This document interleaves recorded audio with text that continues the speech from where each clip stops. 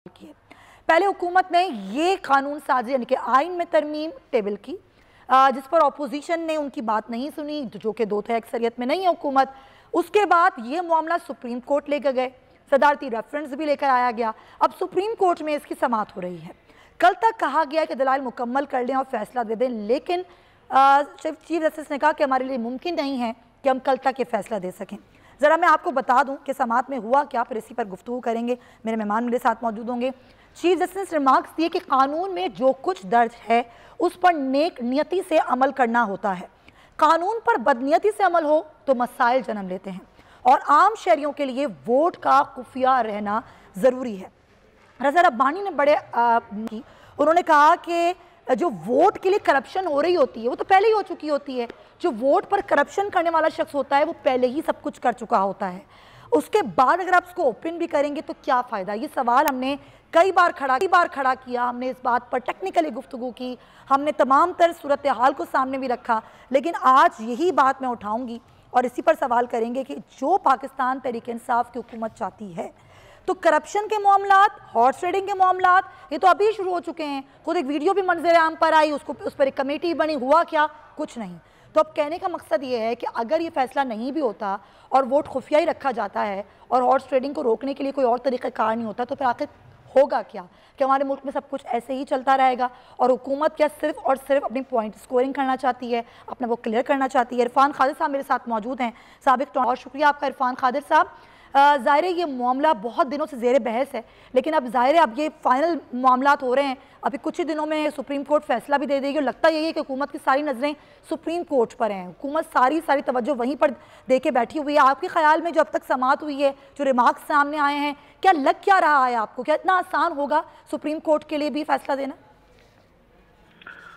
देखिए, इसमें कोई इतना मुश्किल कोई चीज नहीं है, फैसला नहीं है। ये तो उनकी एडवाइस है, उन्होंने एक एडवाइस देनी है जो कि गवर्नमेंट ने उनको मांगी है और ये एडवाइजरी जुरिस्डिक्शन है।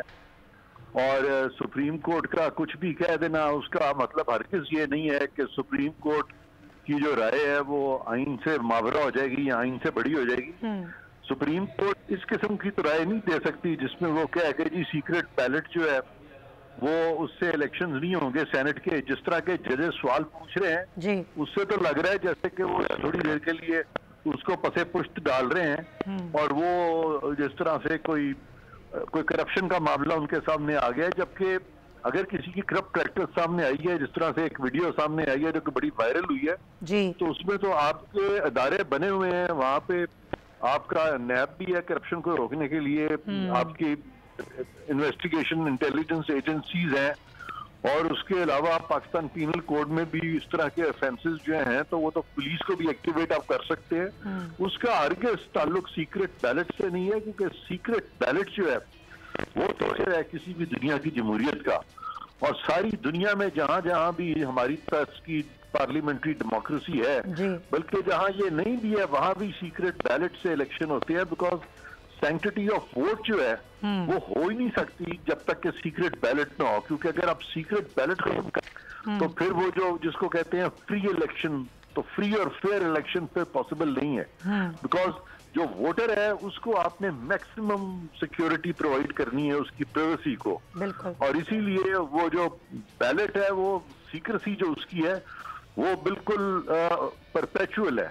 तो उसको तो किसी तरह से आप छेड़ नहीं सकते, उसको कोई टेपर डाउन या उसमें किसी किस्म की आप कमी बेशी नहीं कर सकते। और अगर आप वाकई करना चाहते हैं जो कि दुनिया में कहीं भी नहीं हुई, तो फिर तो आइन में तरमीम के जरिए हो सकता है, उसके अलावा तो नहीं हो सकता। अब ये जो कह रहे हैं चीफ जस्टिस, तो बड़ा मुश्किल मसला आ गया।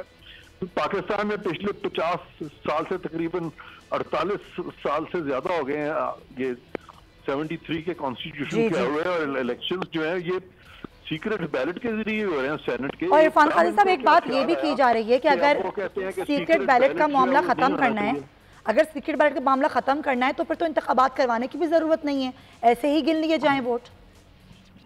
आप बिल्कुल सही कह रही हैं। ये सुप्रीम कोर्ट के एक जज साहब ने ये ऑब्जर्वेशन दी है जो आप फरमा रही हैं, और ये बिल्कुल सही है कि अगर ये सीक्रेट बैलेट को खत्म करना है तो फिर इंतखाबात को भी खत्म करें। और वो एक जज साहब जो है वो कह रहे हैं कि जी वो रिप्रेजेंटेशन जो है सेनेट में उसी प्रोपोर्शन से आनी चाहिए किसी भी सूबे की, जिस प्रोपोर्शन से बिल्कुल उस सूबे की रिप्रेजेंटेशन प्रोविंशियल असेंबली। सारी बातें जो है ये बिल्कुल इररेलेवेंट हैं, इससे कोई ताल्लुक नहीं है और आइन को भर के फॉलो करना। इलेक्शन कमीशन ने तो दो टोक अपना मौकफ पेश कर दिया है। उन्होंने कहा कि ये होगा ही सीक्रेट बैलेट से तावक्ते के आइन में तरमीम हो। तो अब एडवाइजरी ज्यूरिसडिक्शन में अगर सुप्रीम कोर्ट कुछ कह भी देती है तो इलेक्शन कमीशन भी तो उसको मानने का पाबंद तो नहीं है। और बिल्कुल आप सही कह रहे हैं इरफान कादिर साहब, पहली बार ऐसा लगा है कि इलेक्शन कमीशन एक आज़ाद इदारा है, वो अपनी राय रखता है, वो जानता है कवानीन क्या है। बहुत शुक्रिया आपका, आपके वक्त का बहुत अच्छी जो है वो गुफ्तगू की, और ज़ाहिर जो पॉइंट्स हैं वो यही हैं, ये इसी पर गुफ्तगू करने वाले मेहमान हमारे साथ मौजूद हैं। जमशेद इकबाल चीमा साहब पाकिस्तान तहरीक-ए-इंसाफ से हमें ज्वाइन करें, और राना एहसान साहब पाकिस्तान मुस्लिम लीग नून से हमारे साथ हैं। चीमा साहब, मैं आपसे गुफ्तगू आगाज़ इसलिए करना चाहूँगी क्योंकि मैंने अपने इंट्रो में ये बात कही कि सेनेट का मतलब क्या होता है। ये वो जगह है जहाँ पर मुल्क और कौम के लिए फैसले होते हैं, कानून साजी करनी होती है। लेकिन अपने मुल्क की अगर हम बात करें तो सेनेट में हरकत हमें उस वक्त नज़र आती है जब सेनेट के इलेक्शंस होने लगते हैं, तो हमें पता चलता है कि अच्छा सेनेट भी कोई चीज़ है। जिस तरीके से हमने बना दिया है अपने इतने बड़े ऐवान को, क्या ये ऐसा होना चाहिए? फिर टिकट बांटने के मामले पर भी बहुत बहस होती है। इस पर आप लोगों ने भी वजाहत दी कि हमने ऐसा नहीं किया कि अपनों को टिकट बांटे हों, लेकिन इस पर आप पर भी तनकीद हुई। एक तो ये मामला है। दूसरा मामला ये है कि आप लोग ओपन बैलेट के जरिए करवाना चाहते हैं। अगर ओपन बैलेट के जरिए आप लोग करवाने में जो कि नज़र नहीं आता कि कामयाब होंगे, हो भी जाते हैं, तो फिर करवाने की इंतखाबात ज़रूरत क्या है? अपने मेंबर्स को गिन लीजिए और ऐलान कर दीजिए। बिस्मिल्लाहिर्रहमानिर्रहीम। देखें, बेसिक जो बात है, मेरा आपका या राना एहसान साहब बैठे हैं उनका या बाकी सारे लोगों का अवामी मुतालबा जनरली ये है कि इलेक्शन जो है फ्री एंड फेयर होना चाहिए। फ्री एंड फेयर अगर कोई बंदा अपना वोट बेच देता है या उसका कोई अमीर आदमी उसका वोट ख़रीद लेता है, उसको 10 करोड़ देता है, 20 करोड़ देता है, what ever it amount is, 5 crore देता है, 10 लाख देता है, अगर कोई वोट ख़रीद लेता है तो फ्री एंड फेयर कैसे हुआ ये? या आप कह लें कि उसकी राय का एहतराम कैसे हो गया, उसमें राय कैसे आ गई? वो उससे चोर ख़रीदे, उससे डाकू ख़रीदे, उससे माफिया ख़रीदे, जब उसने वोट बेच दिया तो फिर उसमें ना फ्री रहा, ना फेयर रहा, ना मेरिट पे रहा, ना आप कह लें कि जमहूरी रहा, ना उसकी अपनी सोच रही, कुछ भी नहीं रहा। वो एक चंद टकों के अगेंस्ट के इवज़ उसने बेच दिया।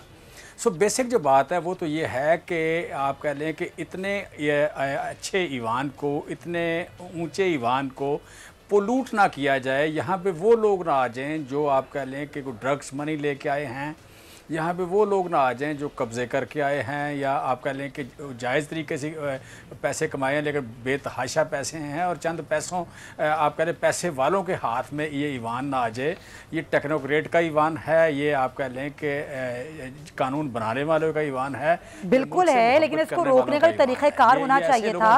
पहली बात तो ये, सॉरी टू इंटरप्ट यू, वो तरीक़ाकार क्या है, वो तरीक़ाकार क्या है वो आप भी हमें गाइड करें, वो हमें सुप्रीम कोर्ट गाइड करे, वो हमें इलेक्शन कमीशन गाइड करे, तो कर देंगे, लेकिन आप ये जानते हैं कि 2/3 अक्सरियत आपके पास नहीं है। वो बताएं कि कौन सा तरीका हो कि इलेक्शन बिके ना, इलेक्शन खरीदा ना जाए, वोट बिके ना, वोट खरीदा ना जाए। वोट जो है जो बंदा भी जहां देना, जो जहां भी देना चाहता है वो अपनी राय का ओपनली इजहार कर दे। अच्छा, आप मुझे बताइए, आप मुझे बताइए कि वीडियो एक जो आप लेकर आए, बता दे कि मैं फलां एक वीडियो जो आप लोग लेकर आए उसमें हमने ये देखा कि आप ही के लोग थे जो पैसे ले रहे थे, उन्हीं को वजीर कानून बनाया जाता है, पार्टी टिकट देती है। जब ये वीडियो सामने आती है 2 साल बाद तो वो वजीर कानून के ओहदे से इस्तीफा दे देते हैं। आपसे सवाल ये किया जा रहा है कि 2 साल तक आपने वीडियो अपने पास क्यों रखी? आज कमेटी क्यों बनी? आज इलेक्शन कमीशन को क्यों दे रहे हैं? ये पहले मामला क्यों नहीं आया ज़ेरे बहस? इस पर पहले बात क्यों नहीं हुई? आपकी हुकूमत कोई आज या कल तो नहीं आई है। देखें, यकीनन वो जो वीडियो है वो हमारे पास नहीं थी। हमारे पास अगर होती तो हम ये काम ना करते कि एक बंदा जिसने वोट बेचा था वो वजीर कानून हमारा बन जाता। ये यकीनन हमारे पास नहीं थी। जब हमारे पास आई तो हमने एक्शन ले लिया। जिन लोगों का उस वक्त नाम आया कि जी फलां लोगों ने वोट बेचा, हमने उनको निकाल दिया, पार्टी से निकाल दिया। और ये कितने अर्से बाद आई आपके पास वीडियो? उसमें से किसी एक आदमी को हमने टिकट नहीं दी थी। लिहाजा हमने तो आप पहले ईवान को साफ करने की, शफाफ करने की कोशिश कर रहे हैं। सब्सक्राइब करें और बेल दबाएं ताकि कोई खबर रह न जाए।